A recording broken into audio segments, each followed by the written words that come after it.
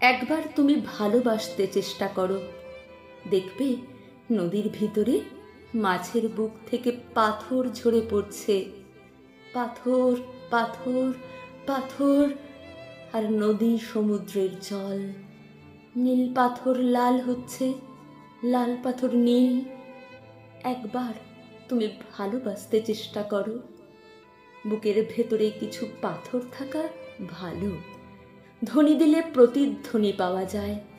সমস্ত পায়ে হাঁটা পথই যখন পিচ্ছিল, তখন ওই পাথরের পাল একের পর এক বিছিয়ে যেন কবিতার নগ্ন ব্যবহার, যেন ঢেউ, যেন কুমোরটুলির সলমা চুমকি জরিমাখা প্রতিমা। বহুদূর হেমন্তের পাশুটে নক্ষত্রের দরজা পর্যন্ত দেখে আসতে পারি।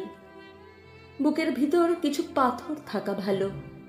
চিঠিপত্রের বাক্স বলতে তো কিছু নেই। পাথরের ফাঁক ফোকরে রেখে এলেই কাজ হাসিল। অনেক সময় ঘর গড়তেও তো মন চায়।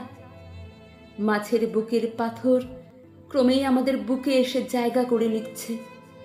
আমাদের সবই দরকার। আমরা ঘর বাড়ি গড়ব, সভ্যতার একটা স্থায়ী স্তম্ভ তুলে ধরব। রূপলি মাছ পাথর ছড়াতে ছড়াতে চলে গেলে একবার তুমি ভালোবাসতে চেষ্টা করো।